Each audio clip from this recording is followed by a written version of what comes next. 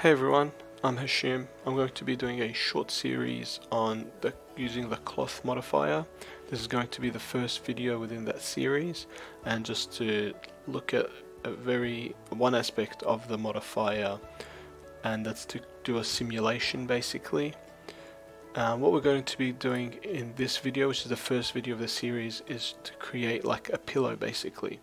So we can begin by creating a box. Running a low height. What we want to do is to add some segments. Obviously we can do it from the parameters tab here, or we can go to the modifier tab and then add in some segments here. Or another thing I like to do is to go to edit poly and do it within the edit poly. You can select the edge. We've done some of these things in the class. Then you can go connect. That one will give you to create some segments on this side. So let's add in maybe 20. And then the reason why we're putting these segments in is to help give the expansion. So we're going to do it like a puff of this box to create it into a pillow basically. Then from here we can again go ring, go connect. I think 20 is good. Yep. And then finally, just to get some segments along the edge here. I think 20 is too much, so maybe we'll go,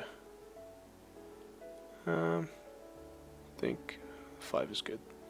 Alright, so now we do the magic. So we're going to add the cloth, press C, cloth under object space modifiers.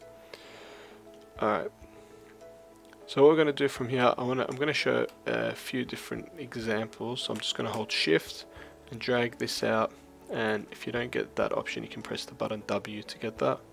Box, that's one. So if you press W you'll get that, like press different. If you press E you get the rotation, if you press R you get the scale, and W brings you the movement one. So if you hold shift while moving you'll create a copy or an instance or a reference depending on what you'd like to do. So within the cloth modifier we can go to the object properties. This is what we're going to look at. So the box one is our box. Here you can see. So there's one, you can have full kind of manually play with all these options as you'd like, and at the same time they've given us a load of presets such as rubber, polyester, silk, spandex, and obviously these are going to be somewhat like what they are in real life. So with rubber it's very stretchy, so that's one of the ones we're going to use. As you can see, it has the U and the V stretch value of 1. Another thing is the pressure, so that's how much pressure is kind of being put into it when you want to simulate it. So let's set this to like 3. I found like around 3 being a good number. So I'm going to set this to 3. One last thing is to make sure that the gravity is turned off. So sometimes it could be turned off. Just make sure you untick it, because otherwise it'll just like sag down. So now let's try this. So we chose rubber, we set the pressure to 3, and we're going to go simulate. And voila, you can see that it's slowly puffing up.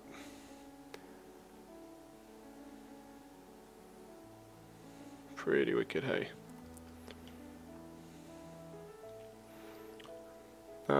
So whenever you can press on simulate again to kind of stop the simulation. So as you can see, because this is rubber, so it's very stretchy and it can keep going. So we're just going to stop it there just to show you a different preset as well. So on this one, let's go box 2, cloth. Let's choose maybe spandex. As you can see, that's much higher, which means it's less stretchy basically. Again, we'll keep it consistent, so 3 again. There we go, okay. Make sure gravity is off. Yep, it's off. Alright, now you're going to see the difference. This always helps. So as you can see, it's not puffing up like that one did. It's kind of reached its limit there. Now it's just relaxing. So I'm going to stop it there. So you can see a big difference. I guess the spandex may look more like a pillow than the rubber one. And we can do even different types of, it doesn't have to be a square, so let's just quickly maybe do a sphere even. Not a sphere, sorry. We can do like a cylinder, so like, those round plush pillows that you get. So it would be good to add some height segments and some cap segments as well. So let's just add 2, and I think the 4 is pretty good. But then what you can do here is we can use the subdivide modifier. So that's too small, so let's maybe take it to like 2.5 maybe. That's alright, yep. And then from here we can again add the cloth modifier, again go to properties. Maybe we can set this one to something. So we've done, I think we did spandex and rubber, we'll do silk. So silk 25, so it's a bit stretchier than spandex. Again, set the pressure to 3.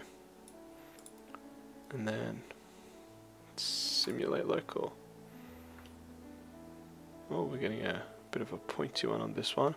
But, if you don't like it, you can obviously stop it. You can, I guess you could delete you could always go and delete the cloth, for example. That's one way of doing it. And then going back to subdivide and playing with these aspects to kind of give you the result that you want, and also within the properties of the cloth to change it maybe to a different preset that matches the look that you're after. We don't have to just limit ourselves to drawing boxes to do square pillows or rectangular pillows.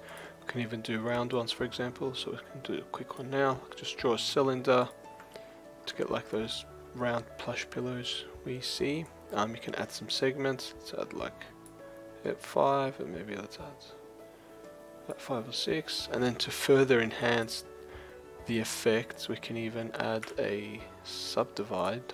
Yeah, and then maybe put it up to about, maybe about, yep, looks okay. And then from here we can add the cloth modifier. So properties, cloth, maybe we can use silk for this one, so you can see it's a bit stretchier than the spandex we've already used. We'll set it to 3 again. Okay, gravity's off, I would imagine, yep.